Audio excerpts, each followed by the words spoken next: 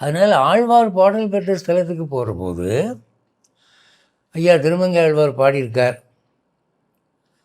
அப்படின்னா அவர்கிட்ட போய் மங்கை மன்னன் பாடினார் கொடுத்தீர், எனக்கு அவ்வளோ தகுதி இல்லை, இருந்தாலும் நான் அவருடைய பக்தன், கொஞ்சம் ஏதோ என் கஷ்டத்தை நினச்சி என் பாவத்தை நினச்சி இறக்க முடியா, அவர் முகத்துக்காக கொடுக்கப்படாதா அப்படின்னு நமக்கு கேட்குறதுக்கு ஒரு வாய்ப்பு இருக்குது இல்லையா?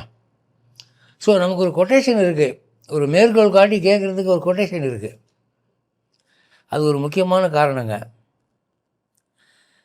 அடுத்தாப்புல பாசுரங்கள் பாடின ஆழ்வார்கள் அந்த கோவிலை வர்ணித்திருக்கிறார்கள், கோவிலின் சூழலை வர்ணித்திருக்கிறார்கள்.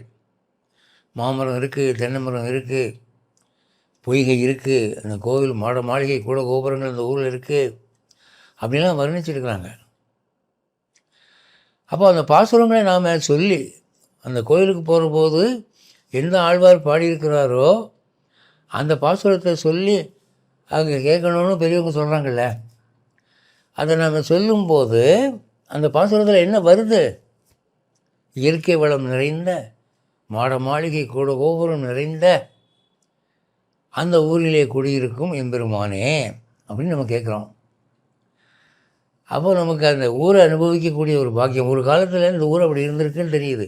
இப்போ இன்றைக்கி பொட்டக்காடாக இருக்கக்கூடிய ஊரை கூட ஆழ்வார்கள் வர்ணிக்கிற போது ஒரே தென்னஞ்சோலையும் பாக்கு மரங்களும் மாமரங்களும் இருந்ததாக வர்ணிக்கிறாங்க. அவங்க பாட்டு எழுதின காலத்தில் அது அப்படி இருந்திருக்கு.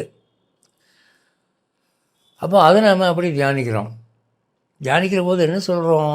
அன்னைக்கு உமக்கு திருவுள்ளம் உகப்பாக இருந்தது, ஊர் ஆசீர்வாதம் பண்ணினேன், ஏன்னா மக்கள் நல்லவங்களாக இருந்தாங்க. இன்றைக்கி நாங்களாம் ரொம்ப ஐக்கியப்பெல்லாம் போயிட்டோம், அதனால் இயற்கை பொய்த்து விட்டது தெரியுது. ஏதோ கொஞ்சம் இறக்கப்பட்டு அதில் 8ல் 1 பங்காவது ஊருக்கு வளர்த்த கொடு, நாங்கள் மறுபடியும் அந்த அழகு பார்க்கணும் என்று கேட்கிற போது அந்த தெய்வத்தினுடைய உள்ளமானது கசிகிறது. அந்த ஊர் மக்களுக்கு ஒரு ஆசீர்வாதம் கிடைக்கிறது. அந்த புண்ணியம் நமக்கு தானே.